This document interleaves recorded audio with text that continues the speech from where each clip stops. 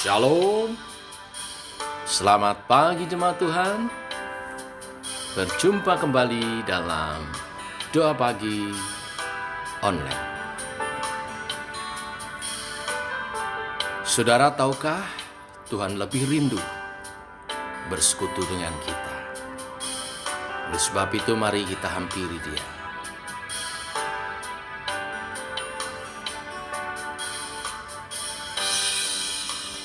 Dekat padamu, itu rinduku.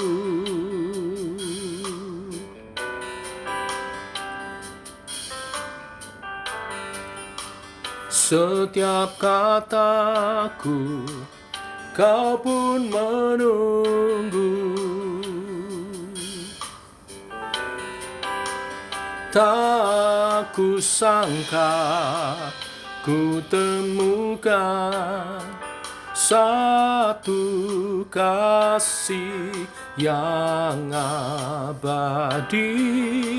Kini ku datang dan ku bawa hidupku.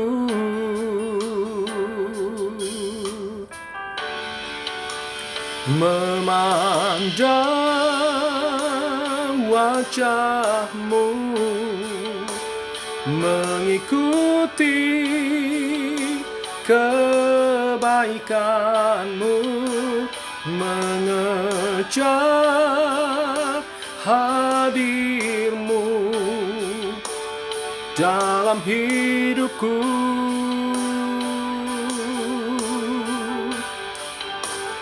Membawa sembahku, menyatakan kebesaranmu, mengejar hadirmu dalam hidupku. Na na na na na na na na na. Na na na na na na na na na na.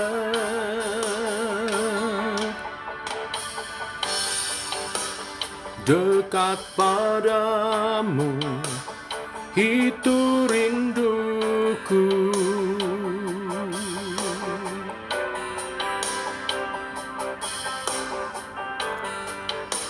Setiap kataku, kau pun menunggu.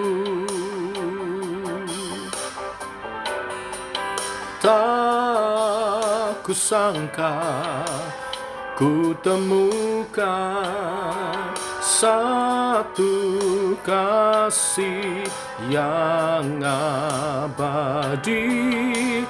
Kini ku datang dan ku bawa hidupku.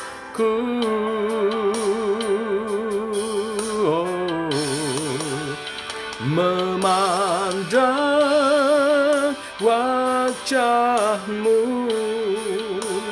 mengikuti kebaikanmu,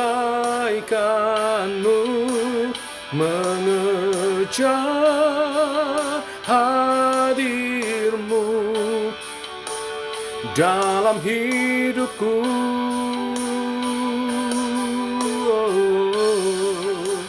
Membawa sembahku, menyatakan kebesaranmu, mengejar hadirmu dalam hidupku. Oh,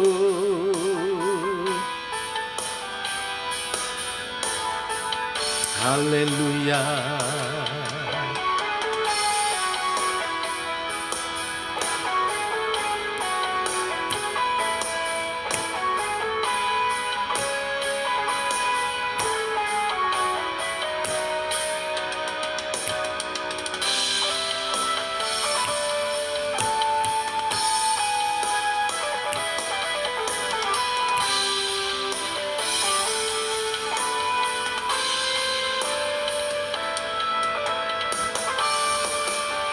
memandang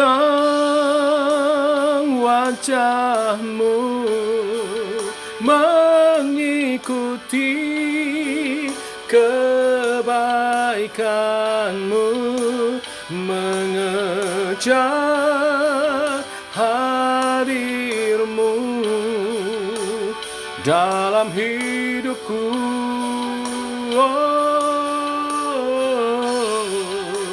Membawa sembahku, menyatakan kebesaran-Mu, mengejar hadir-Mu dalam hidupku.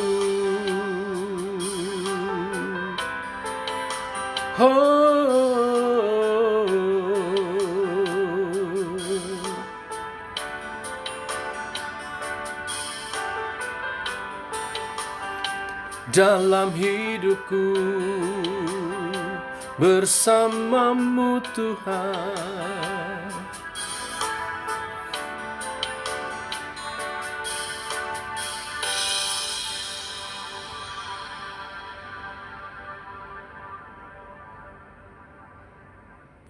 Menyadari kami tidak mampu berjalan sendiri tanpa Tuhan, maka pujian ini kami naikkan, mengejar hadir-Mu. Dalam hadirat-Mu ada kekuatan, ada pertolongan, ada petunjuk arah, langkah demi langkah kami. Teguhkan oleh kebenaran firman yang sebentar kami renungkan. Dalam nama Tuhan Yesus Kristus. Amin. Bapak Ibu, kita lanjutkan renungan firman hari ini, Roma pasal 1 ayat 18 sampai 23.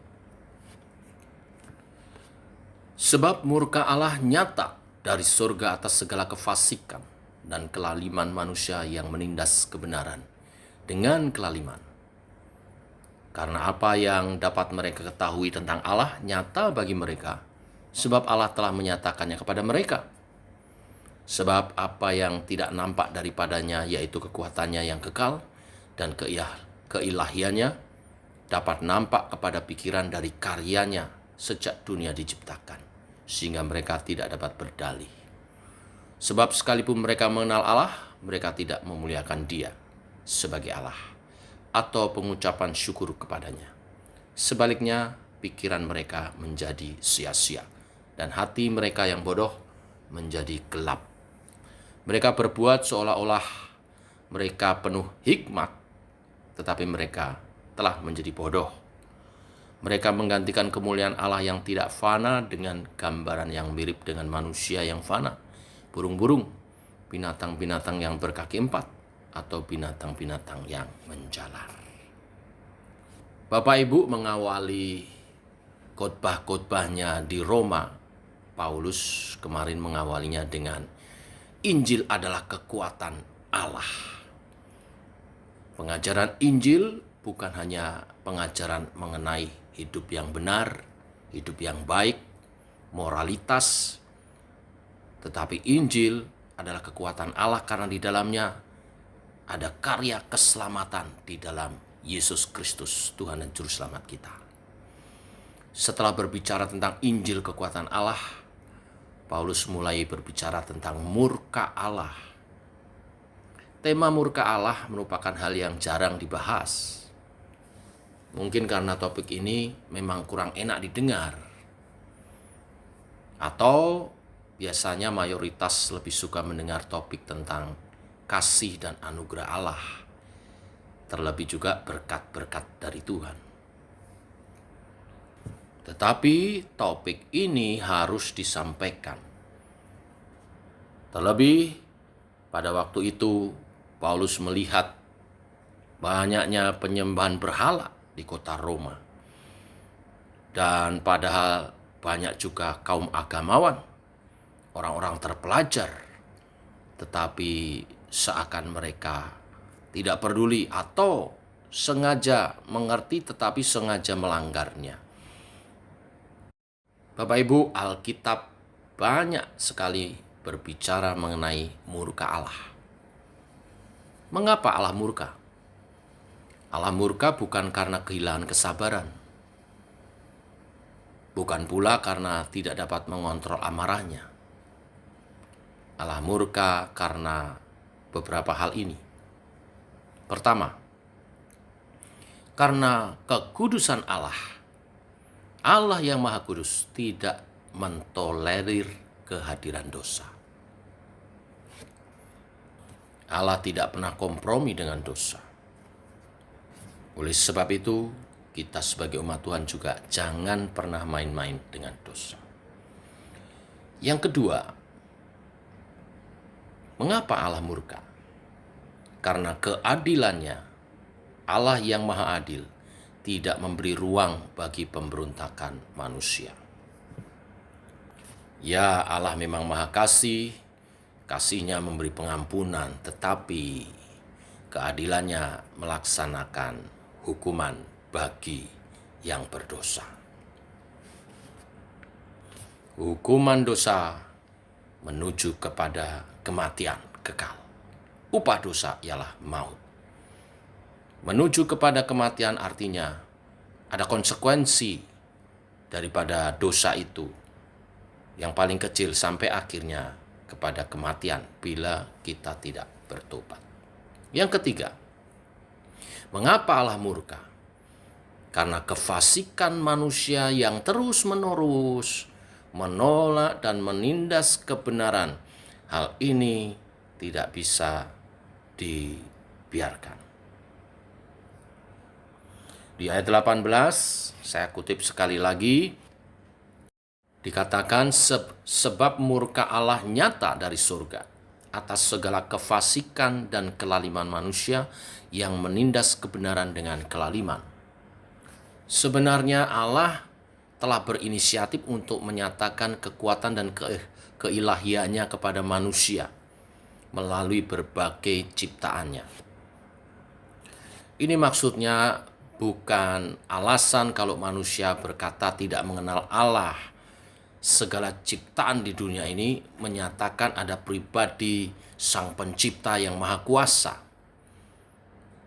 Oleh kesaksian ciptaannya ini, manusia mestinya mencari Sang Pencipta itu dan berusaha untuk mengerti kebenaran-kebenarannya, isi hatinya. Khotbah ini disampaikan kepada orang-orang di Roma yang sebagian besar adalah orang-orang terpelajar, orang-orang yang maju cara berpikirnya, karena Roma pada waktu itu adalah kota metropolitan yang luar biasa, pusat kebudayaan. Tetapi penolakan dan pemberontakan terjadi sebab manusia mengabaikan kebenaran itu. Ini sama dengan mengabaikan Allah sendiri. Akibatnya terjadi kebutaan moral. Mereka benar-benar kehilangan kebenaran Allah dan terjerumus dalam penyembahan berhala yang menggantikan Allah dengan ilah-ilah menurut versi mereka.